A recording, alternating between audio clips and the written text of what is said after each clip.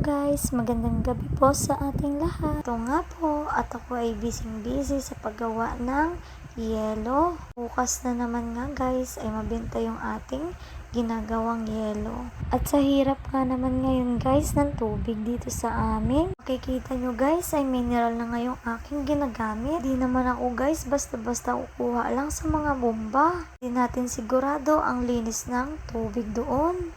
At ganito ang oras guys, ay gising pa nga din ako.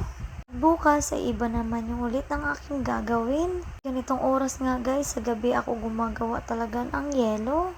Saka isa pa, tahimik at tulog na rin yung aking anak ng ganitong oras.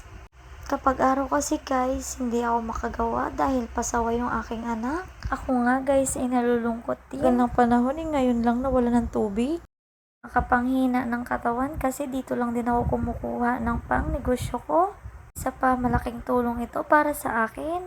Diyan baga naman ako sinaniba ng kasipagan ay doon naman nawala ang tubig. At bukas ay maibenta na nga natin ito. Ito guys ay nasimulan ko na nga ng patas kanina pa. At pagkatapos ganito ay gustong gusto ko na nga matulog, parang ket na yung aking mata. Salamat nga po pala sa panonood.